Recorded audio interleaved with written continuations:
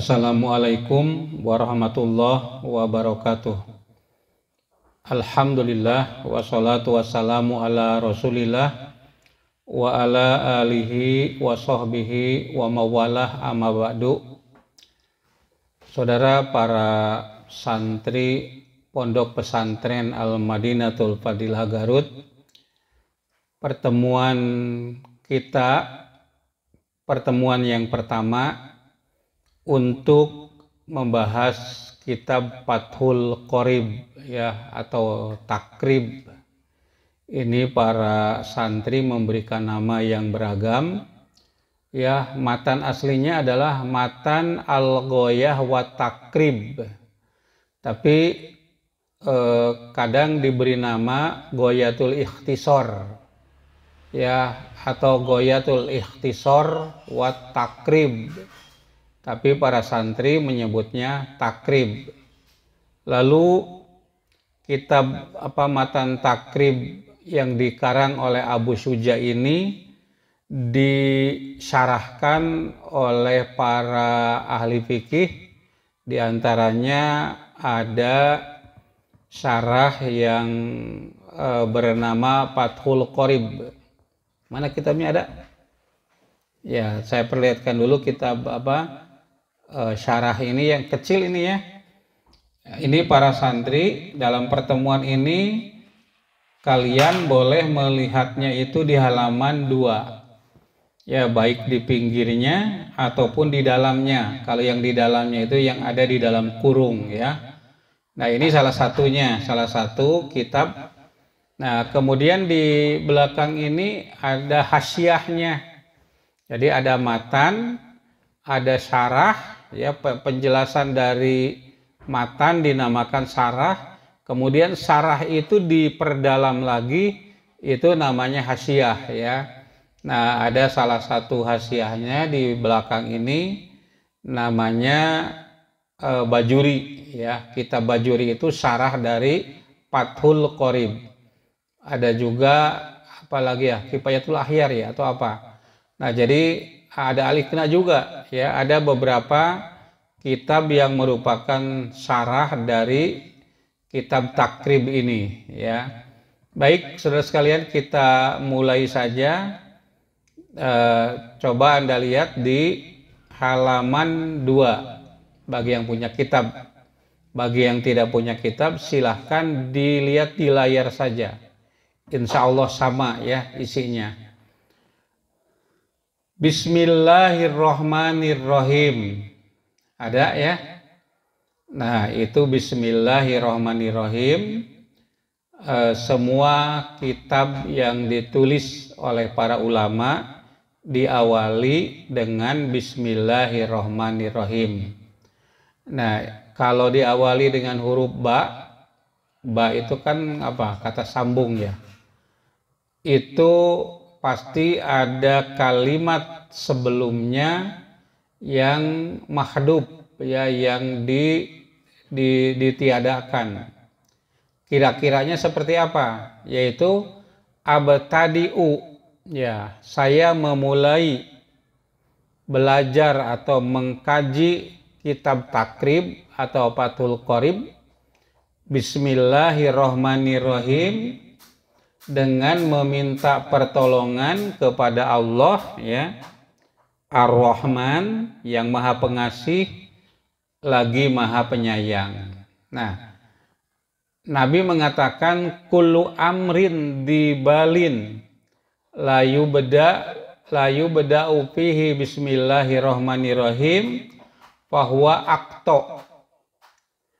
Barang siapa yang setiap perkara ya, kullu amrin dibalin, setiap perkara yang penting tidak dimulai dengan bismillahirrohmanirrohim, maka dia itu akto. Akto itu tidak ada barokahnya. Tapi ingat, memulai perkara yang penting, mau belajar, mau menulis, mau makan, mau minum, itu baca Bismillahirrahmanirrahim. Bagaimana kalau mau mencuri? Itu mengatasnamakan Allah tapi kok melanggar ketentuan Allah. Jadi yang tidak penting itu tidak perlu membaca Bismillahirrahmanirrahim. Nah, ba di sini adalah lil isti'anah, untuk meminta tolong kepada Allah Subhanahu wa taala. Karena perbuatan mengkaji atau belajar itu perkara yang mungkin saja sulit. Oleh karenanya kita meminta pertolongan kepada Allah yang Maha Pengasih lagi Maha Penyayang. Banyak orang yang mengerjakan yang mudah saja itu sulit ya, tanpa pertolongan Allah gitu. Ada orang yang IQ-nya tinggi tapi hanya untuk memimpin sekolah kecil saja tidak bisa ya. Karena apa? Tanpa pertolongan Allah. Baik, kita mulai mengkaji kitab ini dengan Bismillahirrahmanirrahim. Silakan dibuka teksnya ya. Di sini ada Pariha, ada Teh Ariyanti. Jadi kita dibantu oleh yang ada di sini. Ya, silakan dilihat. Alhamdulillahi Rabbil Alamin. Ya, silakan. Wa sallallahu ala sayyidina Muhammadin nabiyyi wa ala alihi tohirina wa sahabatihi ajmain. Nah, sok satu-satu ya. Alhamdulillahi Rabbil Alamin. Alhamdu segala puji. Lillahi itu tetap milik Allah. Rabbil Alamina Tuhan semesta alam. Alhamdu ya tadinya hamdun, pujian. Nah kemudian ada alif lam, al menjadi alhamdu, tidak alhamdun ya, tapi alhamdu. Dan terjemahnya bukan pujian, tapi segala puji. Alif lam di dalam kata tersebut itu lil istigrokil jinsi ya, untuk menunjukkan seluruh, yaitu seluruh puji. Pujian itu artinya asana lil jamil ya, sanjungan lil jamil kepada yang baik. Ya, walaupun kita tidak merasakan, bisa saja kita memuji seseorang. Kita memuji Yudo Margono, padahal Yudo Margono itu tidak pernah memberi sesuatu kepada saya misalnya. Tapi karena dia ya dedeg pengadegnya sangat prima, kemudian sangat tegas begitu ya, kemudian kita memuji dia. Nah, oleh karenanya ulama membedakan antara pujian dengan syukur.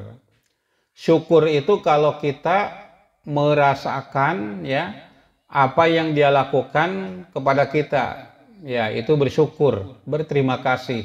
Nah, kalau pujian walaupun kita tidak merasakan ya apa yang baik dari yang bersangkutan, tetapi kita melihat ada kebaikan. Nah, itulah yang disebut dengan pujian. Nah, puji itu banyak ya. Pertama, puji Allah terhadap Allah. Kedua, puji hamba terhadap dirinya.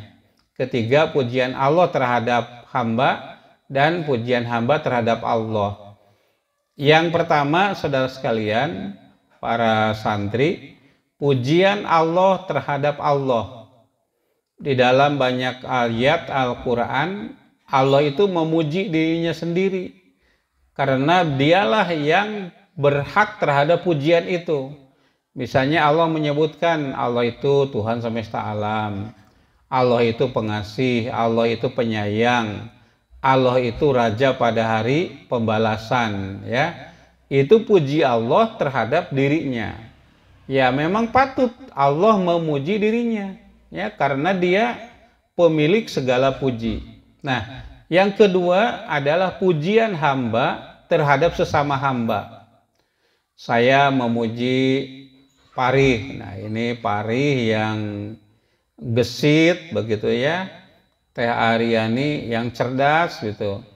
Ya, Anda para santri yang berada di rumah yang rajin gitu. Nah, pujian saya sebagai hamba Allah terhadap kalian ini juga milik Allah. Makanya kalau kita dipuji, kita ucapkan alhamdulillah ya. Eleuh meuni geulis ya, kita ucapkan alhamdulillah. Karena apa? Pujian itu adalah milik Allah. Lalu ada pujian Allah terhadap hamba. Allah Subhanahu wa taala memuji Nabi Muhammad. Innaka la'ala khuluqin azim. Muhammad, engkau itu ada di dalam akhlak yang agung. Jadi kalau Allah memuji terhadap hamba, berarti ini luar biasa. Dipuji oleh yang maha agung. Jadi kalau pujian dari yang rendah kepada yang rendah bisa saja. Biasa saja itu dipuji. Tapi ini yang memujinya Allah Subhanahu wa ta'ala. Nah, pujian Allah terhadap hamba itu juga milik Allah. Lillahi ya. Nah, kemudian pujian hamba terhadap Allah. Nah, kita selalu memuji Allah, membaca tahmid, ya innaka ghafurur rahim, innaka arhamur rahimin, itu adalah pujian hamba terhadap kholiknya, yaitu Allah Subhanahu wa ta'ala. Semua pujian itu istaqarra lillahi, tetap milik Allah. Jadi pada kata lillahi itu ada kata yang terbuang, yaitu istaqarra lillahi rabbil alamin ya. Nah, kalau dipuji ulah rabe irung ya. Ya, hidungnya jangan mancung begitu, karena pujian itu milik Allah, bukan milik kita. Ya, alhamdulillah kita dipuji. Nah, berarti orang itu memuji Allah yang menciptakan kita. Nah, saudara sekalian, coba dilanjut. Allah itu adalah Rabbil Alamin, Tuhan semesta alam. Apa itu Rob? Ya, Rob itu rububiyah, kerububiyahan Allah, yaitu yang mencipta, yang mengatur, yang mengurus dan memelihara alam ini. Jadi bukan hanya mencipta, tetapi mengatur dan mengurus. Ada aliran ya ada aliran ketuhanan yang disebut dengan deisme, yang mengatakan Tuhan itu cuman mencipta. Adapun yang mengatur mengurus itu alam sendiri. Sama dengan orang yang membuat jam. Diberi batu, diberi mesin, kemudian jalan sendiri. Yang membuat jam itu tidak terus memutarkan arah jarum jam itu, tidak begitu, tapi dilepas saja. Nah, demikian juga ya, ketika Tuhan itu mencipta, setelah mencipta alam itu jalan sendiri. Ini menurut paham deisme. Tapi kalau penganut paham teisme ya, dan termasuk kita semua, termasuk saya sendiri, berkeyakinan bahwa setelah Allah mencipta, Allah itu menjaga.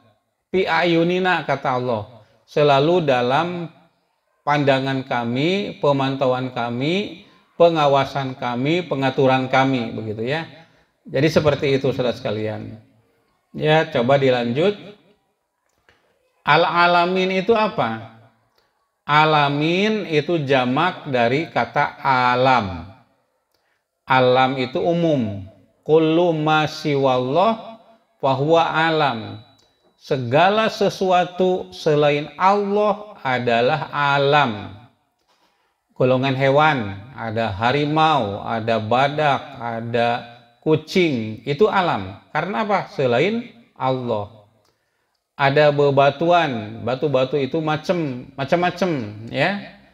Di dalam Al-Qur'an disebutkan bahwa batu itu merupakan kayu bakar bagi penghuni neraka.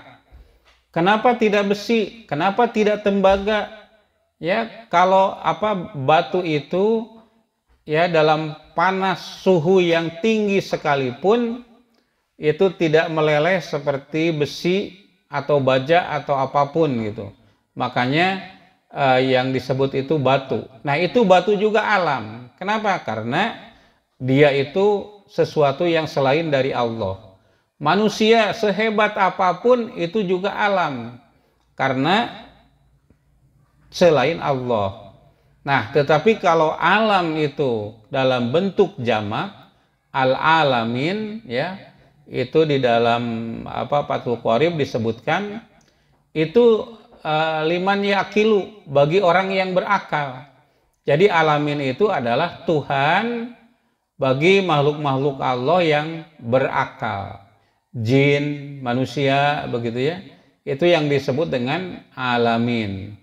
Nah, saudara sekalian, itu alhamdulillahirabbil alamin. Lihat lagi teksnya. Wasallallahu wasolla, dan semoga memberikan rahmat, ya, tentu dengan salam, ya, wasallama. Siapa yang semoga memberikan rahmat? Yaitu Allah. Wasallallahu, semoga memberi rahmat siapa? Allahu, Allah. Ya, ala sayyidina Muhammadin, kepada junjungan kita Muhammad an-nabi, yaitu nabi, wa alihi, dan kepada keluarganya, at-thahirina, yang suci, wa sahabatihi ajmain, dan para sahabatnya yang ajmain, keseluruhan gitu ya. Nah, sallallahu artinya semoga merahmati Allah, ya, yang sholawat Allah kepada ala nabi, ala Muhammadin, ala sayyidina, kepada junjungan kita, ya, Nabi Muhammad itu. Allah itu memberikan rahmat dalam arti mencurahkan rahmat. Malaikat bersolawat kepada Nabi artinya menyampaikan rahmat Allah kepada Nabi Muhammad. Kita itu bersolawat kepada Nabi artinya kita mendoakan atau membantu perjuangan Nabi. Kita sebagai warasatul anbiya, ya, menyampaikan ajaran agama itu sholawat kepada Nabi. Nah, di dalam teks ini menggunakan ala sayyidina, kepada junjunan kita, sayyid, ya. Jadi kalau dalam obrolan begini, ketika kita akan berpidato pakai sayyidina tidak apa-apa. Tapi kalau Nabi khusus mengajarkan tanpa memakai sayyidina, ya ikutilah ajaran Nabi Shallallahu Alaihi Wasallam. Ala sayyidina Muhammadin nabiyyi. Ya, Muhammad yang mana? Yaitu Muhammad an-nabiyyi, ya, sebagai nabi itu badal, ya. Nabi Muhammad itu nabi. Ada istilah nabi, ada istilah rasul.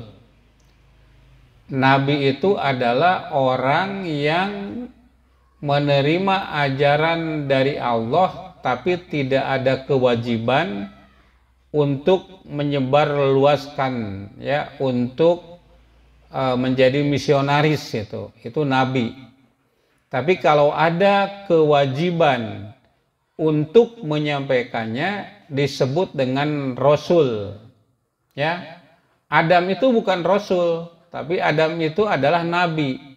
Kenapa? Karena Adam itu belum punya umat seperti Nabi kita Muhammad Shallallahu Alaihi Wasallam. Nah, Muhammadin nabiyyi, coba lihat, wa alihi, dan keluarganya at-thahirina, yang suci. Nah, kenapa ini kok ada at-thahirina yang suci? Berarti ada keluarga Nabi yang tidak suci, ya. Keluarga Nabi yang tidak suci.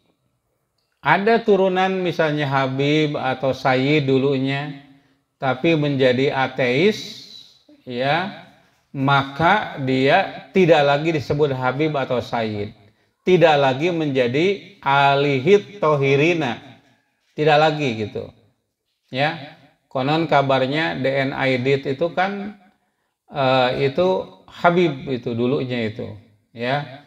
Jadi tidak lagi menjadi Habib itu, ya. Nah, alihi, para ulama berbeda pendapat. Ada di antara mereka yang mengatakan keluarga Nabi itu ya turunan Bani Hashim, Bani Muthalib, ya, itu keluarga Nabi. Ya, tetapi An-Nawawi mengatakan semua orang Islam adalah keluarga Nabi. Ya, semua umat Islam itu keluarga Nabi. Seperti halnya Nabi Nuh alaihissalam, anaknya tidak Islam, istrinya tidak Islam. Nah, tentu sebagai manusia terhadap anak dan istri pasti sayang. Ya, tapi kemudian Allah mengatakan dia itu bukan ahlimu, bukan keluargamu. Nah, jadi walaupun anak, walaupun istri, kalau dia tidak beriman, tidak Islam, itu bukan keluarga. Walaupun bukan anak, walaupun bukan istri, tapi dia muslim, maka itu termasuk kepada keluarga Nabi, gitu, ya. Ya, keluarga yang mana? At-Tohirina, yang suci. Ya, di dalam ayat kan disebutkan bahwa Allah itu mensucikan ahlul bait, ya, ahlul bait itu keluarga Nabi, tathiron dengan sesuci-sucinya. Ya, itulah makna dari teks yang pertama. Coba diulangi lagi terjemahnya. Alhamdu, segala puji, lillahi, itu tetap milik Allah, Rabbil alamina, Tuhan semesta alam. Wa sallallahu, semoga merahmati Allah, ala sayyidina Muhammadin, kepada junjunan kita Muhammad, an-nabiyyi, nabi, wa alihi tohirina, dan keluarganya yang suci, wa sahabatihi, dan sahabatnya ajmain, seluruhnya. Nah, ini sahabat ini belum saya jelaskan. Sahabat itu apa gitu? Sahabat itu adalah orang yang hidup pada zaman Nabi, pernah bertemu dengan Nabi, pernah berbicara dengan Nabi, pernah mendengarkan suara Nabi, dan mati dalam keadaan Islam. Itu definisi sahabat. Ya. Kalau orang hanya hidup pada zaman Nabi dan mati tidak dalam keadaan Islam, itu bukan sahabat. Atau orang yang mati dalam keadaan Islam tetapi dia tidak pernah bertemu dengan Nabi, mendengar suara Nabi, melihat Nabi, gitu ya. Tapi dia Islam, misalnya orang yang hidup di Yaman atau di mana gitu. Nah, itu bukan sahabat, itu namanya muhadromin. Gitu. Jadi syarat-syarat sahabat itu seperti yang saya sebutkan tadi, ya, ajmain, seluruhnya. Nah, kalau kita bersolawat kepada Nabi, harus disertakan apa? Keluarganya, harus disertakan juga sahabatnya, gitu ya. Jadi tidak hanya Nabi saja. Allahumma sholli ala Muhammad, tidak begitu saja, tapi ditambah keluarga dan sahabatnya. Sudah ya, teks ini paham semua? Nah, kalau sudah paham, kita lihat lagi teks. Coba lihat masih halaman 2, atau Anda yang melihat di sosial media di layar itu Anda lihat. Gimana? Qolal qadi Abu Syuja'i. Qola, telah berkata. Siapa? Abu Syuja, al-qadi Abu Syuja, ya. Qadi Abu Syuja Ahmadu binul Husaini. Abu Suja itu adalah Ahmad bin Al-Husaini, Ahmadu benul Husaini beni, nah, ibni di situ ya. Ya, Ahmad bin Husain. Husain itu anak atau ibni Ahmada bin Ahmad.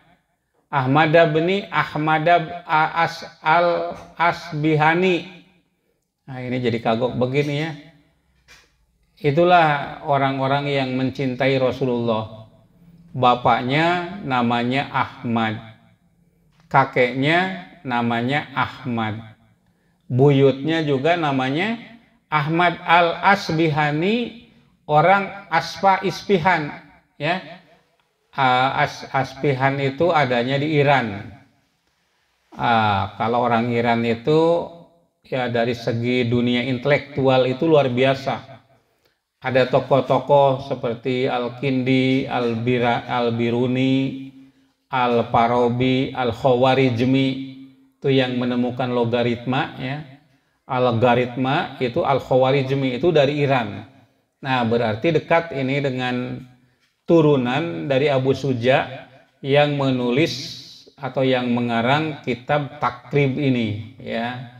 Kitab Takrib ini. Jadi bapaknya itu yang bernama Ahmad itu Al-Aspihani ya, orang Aspihani di Iran. Tetapi ya ini Abu Suja itu dilahirkan di Basroh. Basroh itu ada di Irak. Irak itu ya itu lebih kecil daripada Iran ya. Jadi kekuasaan Persia dulu, Rusia dan negara-negara Asia Tengah sampai kepada India itu di bawah kekuasaan Persia itu ya. Itu luas. Sampai sekarang kan di India, di Pakistan itu menggunakan bahasa Urdu gitu ya. Nah, karena dulu wilayah kekuasaan Persia. Dulu laut Hindia Belanda ya, Samudra Hindia itu dulu itu aslinya samudra Persia gitu. Tapi setelah adanya penjajahan kemudian berubah namanya ya. Seperti itu. Nah, sudah jelas ya. Nah, saudara sekalian, Abu Suja artinya bapak yang berani. Karena di dalam menyampaikan kebenaran, dia berani, dia tidak takut oleh siapapun ya apabila dia menyampaikan kebenaran. Dan itulah kebiasaan para ulama. Ulama-ulama kita baik di tanah air atau dimanapun itu kan sering mereka itu dianiaya. Ki Haji Hasan Mustafa atau Jainal Mustafa Hamka dulu pernah dipenjara tanpa adanya pengadilan ya. Kemudian Imam Syafi'i pernah dicambuk, Imam Hambali ya. Nah, itu mereka itu orang-orang pemberani. Nah, termasuk Abu Suja ini. Ya, seperti itu. Coba dilihat lagi. Nah, itu kembali dilahirkan Abu Suja itu pada tahun 433 Masehi. Hijriah bukan Masehi ya. Berarti abad kelima ya, setelah Nabi Shallallahu alaihi wasallam. Ya. Coba lihat lagi teksnya. Sa'alani ba'dul isdiqai, ba'du asdiqai. Begitu ya? Sa'alani telah meminta kepadaku, sa'ala telah meminta ni kepadaku, siapa? Ba'du asdiqai, ba'dul asdiqai atau ba'du asdiqai? Iya, ba'dul asdiqai, sebahagian dari teman-teman ya, teman-teman ya, meminta kepada Abu Suja ya, ba'dul asdiqo, sebagian teman-teman ya, hafadzohum ya, semoga memelihara, hafadzo supaya semoga memelihara hum kepada mereka, Allah ya, Allahu Ta'ala, Allah Ta'ala. An a'mala, agar aku membuat mukhtasaron, ringkasan. Mukhtasaron, ringkasan.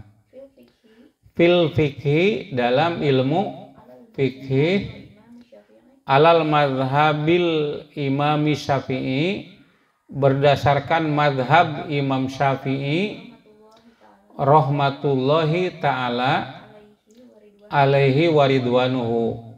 Semoga Allah merahmati, ya, rahmatullah, semoga Allah merahmati, walaupun ini kalimat berita, ya, kalam khobar, tapi bimakna doa. Semoga Allah merahmati, waridwanuhu, dan ridho kepadanya, kepada Imam Syafi'i. Fi goyatil ikhtisori wa nihayatil ijazi, ya, dalam ringkasan yang paling ujung, ya, goyah itu ujung, ya, al-ikhtisar itu ringkasan, berarti yang sangat ringkas. Wa nihayatil ijaz, dan ijaz itu juga ringkas, ya, ringkas tapi padat. Nihayah itu ujung juga, akhir. Jadi goyah sama nihayah itu sama. Nah, sehingga kitab yang ditulis oleh Abu Syuja ini sering disebut dengan goyatul ikhtisar, ya, atau mungkin nihayatul ijaz gitu, ya, ringkas tapi padat, begitu. Nah, saudara sekalian, catatan nih, Abu Syuja mengatakan sa'alani ba'dul asdiqoi, meminta kepadaku sebagian teman-teman, ya, hafadhahumullah. Nah, di situ ada doa. Jadi kalau kita menyebut teman itu ada doa. Temanmu siapa? Teman saya namanya Iriani, hafadhahallah. Semoga Allah memeliharanya, ya, dari hilaf dan lain-lain sebagainya, ya. Apa yang diminta oleh teman-teman Abu Syuja? An a'mala, agar aku, ya,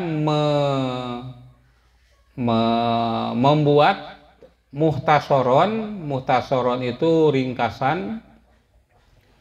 Fil fikhi, dalam ilmu fikih. Nah, apa itu fikih? Al fikhu wal fahmu. Fikih itu paham. Jadi kalau saya paham terhadap makna dari teks yang ditulis oleh Imam Abu Syuja dalam kitab Takrib ini, berarti saya itu faqih. Kalau saya paham terhadap kedipan mata seseorang, berarti saya faqih. Kalau Anda mengerti terhadap simbol-simbol, ya, yang diucapkan oleh Jokowi, berarti saya faqih. Calon pemimpin itu yang ada kerutan di mukanya, yang rambutnya putih itu, ya, dan lain-lain itu. Paham itu namanya al-fiqhu. Nah, tetapi menurut istilah yang disebut dengan al-fiqhu itu apa? Fikih itu apa? Yang kita kaji sekarang itu apa? Fikih itu adalah al-ilmu bil ahkami syar'iyyatil amaliyati al-muktasabah min adilatiha tafsiliyah. Ya, fikih itu adalah al-ilmu, ilmu atau pengetahuan, ya, tentang bil ahkami syar'iyyah, tentang hukum-hukum syara', ya, al-amaliyah, yang bersifat praktis,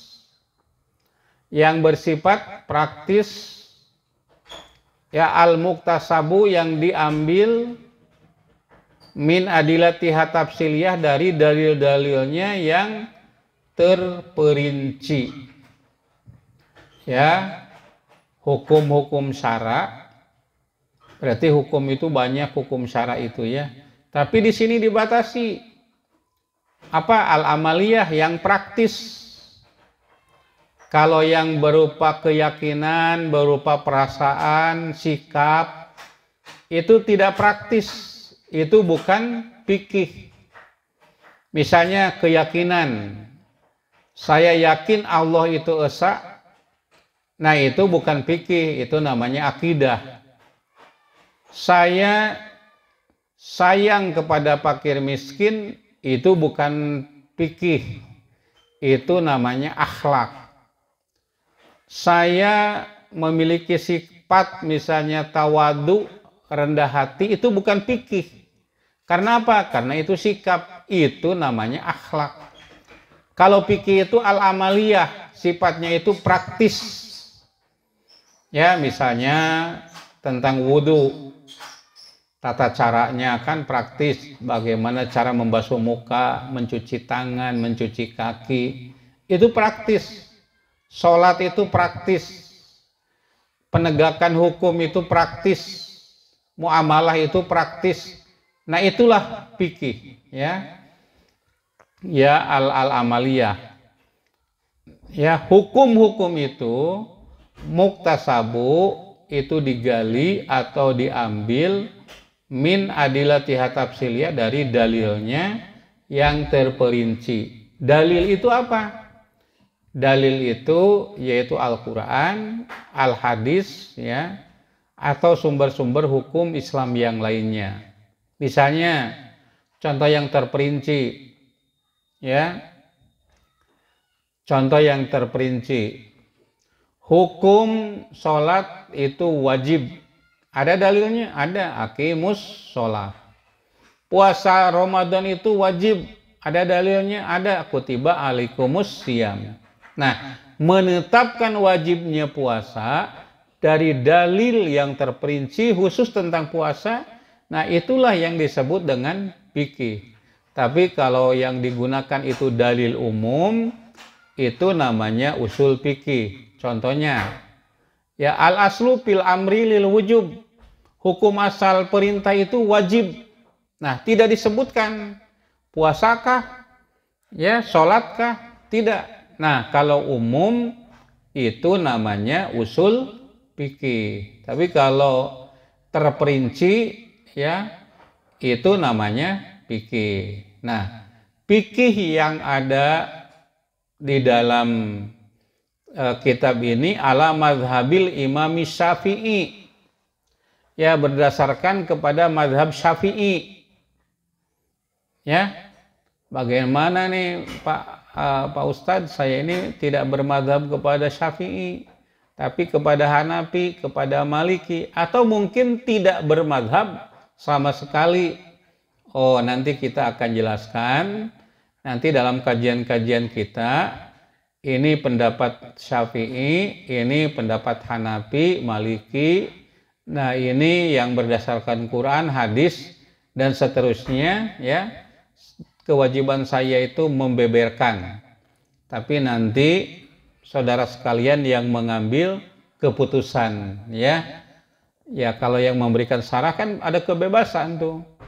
Misalnya Bajuri, ya, mensarahi Fathul Qorib atau memberi hasyiah, itu ada kritiknya dan itu biasa, ya.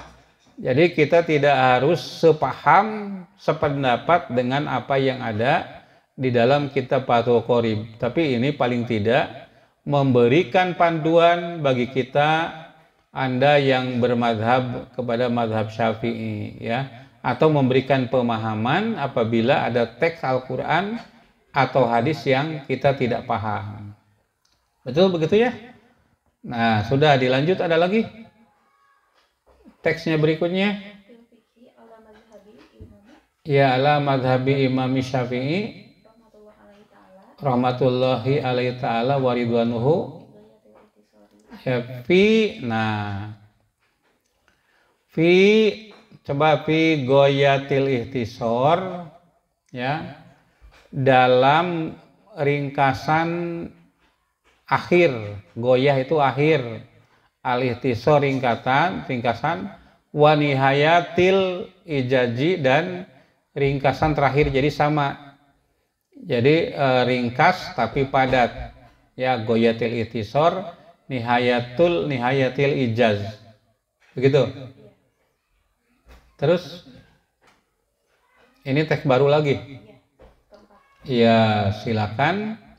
Anda silakan lihat di bukunya atau juga di layar, silakan. Iya. Yakrubu. Ya. Yakrubu mendekatkan atau memudahkan alal muta'alimi terhadap yang belajar, alal muta'alimi terhadap yang belajar, darsuhu mempelajarinya, darsuhu mempelajarinya. Jadi kalau membuat buku itu begitu ya, untuk yang pemula akan sangat mudah paham, karena pinter teu bosaneun ya. Darsuhu wayashulu, dan mudah alal mubtadi'i terhadap al mubtadi'i. Al mubtadi itu pemula ya, mudah apa? Hibduhu, menghafalkannya. Bagi Anda yang mau hafal atau yang ingin hafal di luar kepala. Oh, saya hafal di luar kepala, di mana? Di buku. Itu bukan hafal artinya ya. Al ilmu pisudur la pisutur. Ilmu itu di dalam dada, bukan di dalam tulisan. Ada di dada teh ada apa? Ada jantung.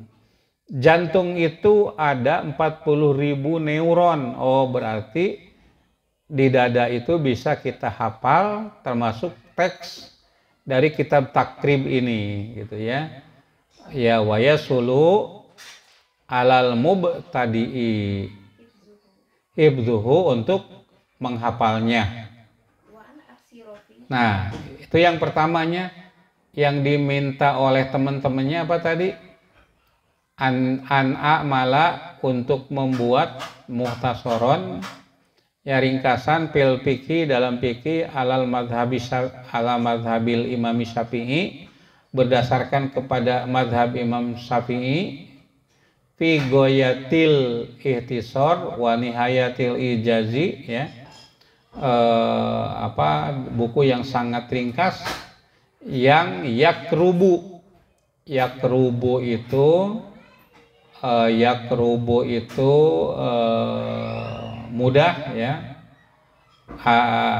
Alal atau li, alal muta'alimi, terhadap orang yang belajar ya, darsuhu belajarnya, wayasulu, dan mudah alal mubtadi'i, kepada yang baru, pemula seperti kita, seperti saya, hibduhu, untuk menghafalnya, gitu ya.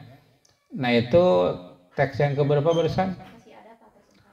Enggak, teks itu masuk kepada yang ketiga sampai hibduhu itu ya.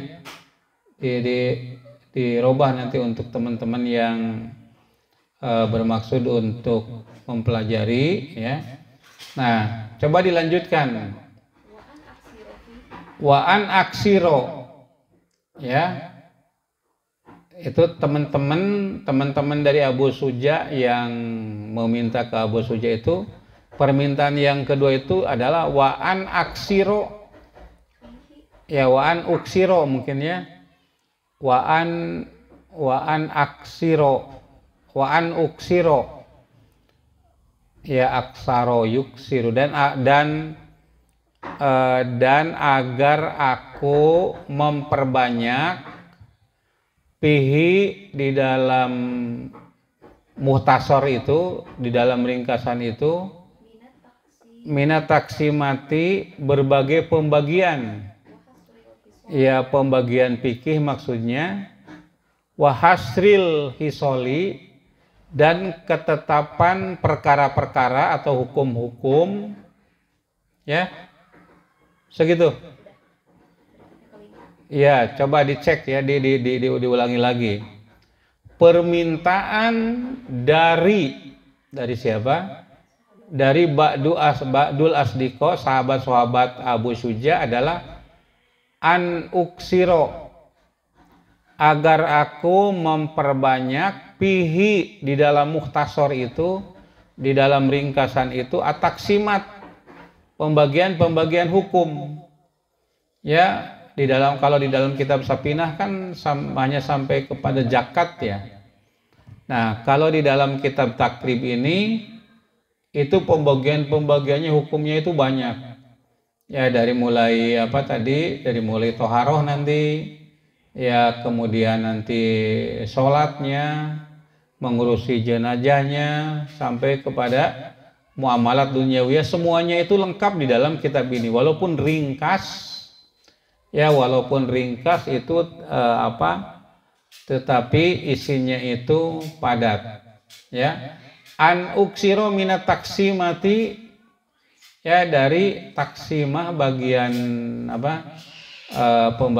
pembagiannya, ya, wahasril hisoli, dan ketetapan perkara, maksudnya adalah ketetapan hukum. Jadi ada syarat, ada wajib, ada sunat, ada makruh, ada mubah, itu dibahas di dalam kitab ringkas ini. Ya, jelas ya. Nah, itu permintaannya. Jadi permintaannya ada berapa? Ada 2. Pertama, untuk membuat ringkasan fikih mazhab Syafi'i. Itu yang pertama. Yang kedua adalah agar memperbanyak atau memperluas materi yang ada di dalam fikih itu dan hukum-hukumnya. Jadi hukum-hukumnya dijelaskan satu persatu, bukan hanya syarat saja, bukan hanya rukun saja, tapi yang sunatnya juga ada. Dan ini Anda dapat melihat dalam uraian-uraian nanti yang dikemukakan oleh Imam Abu Syuja atau Syekh Abu Syuja, Al-Qadi Abu Syuja ini. Ya, coba lihat lagi teksnya yang berikut. Atas permintaan itu apa yang dilakukan oleh Imam Abu Syuja itu? Ya, fa'ajabtuhu, maka aku mengabulkan terhadap permintaan itu. Ya, coba diulangi. Fa'ajabtuhu, maka aku mengabulkannya, ya, ila dzalika terhadap hal itu. Ya, untuk apa? Toliban lisawabi, ya, untuk mencari, mencari atau sambil mencari atau untuk mencari lisawabi, pahala.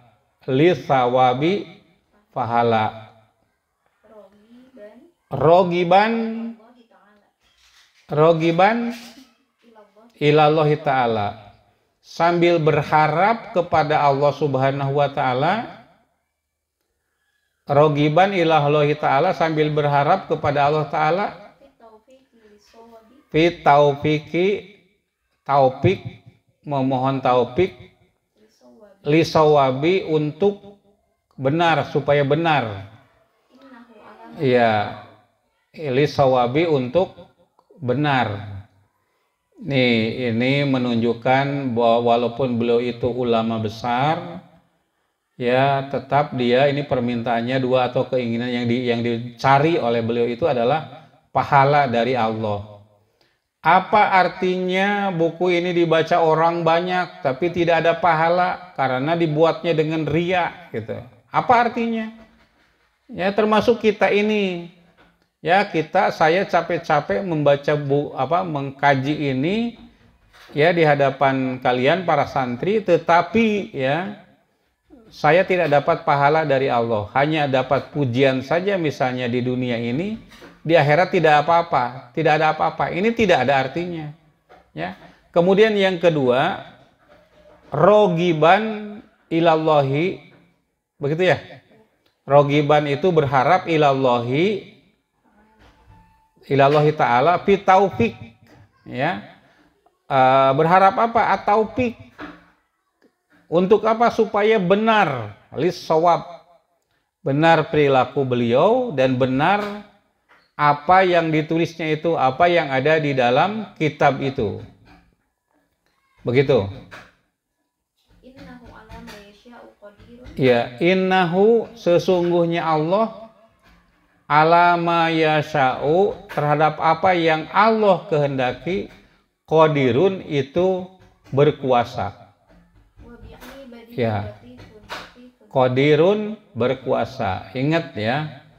Jadi Allah itu kalau Allah sudah menghendaki, misalnya Allah menghendaki memberikan pahala, Allah itu berkuasa memberikan pahala kepada beliau. Apabila Allah menghendaki beliau itu benar, Allah itu berkuasa. Ya. Innahu bima yasha'u apa tadi? Innahu ala ma yasha terhadap apa yang Allah kehendaki qadirun itu berkuasa. Terus wa bi ibadihi latifun khabirun dan terhadap hamba-hambanya di dalam Al-Qur'an itu kalau hamba-hamba itu orang-orang yang baik itu menggunakan istilah ibad. Atau misalnya hamba-hamba itu durjana tetapi ya bertaubat itu digunakan istilah ibad. Tapi kalau hamba itu pendurhaka, istilah yang digunakan itu abid itu. Jadi ada abid, ada ibad. Ya, ibadur rahman. Ya, wabi ibadihi dan terhadap hamba-hambanya latifun khabir, ya, maha lembut dan maha memberi berita.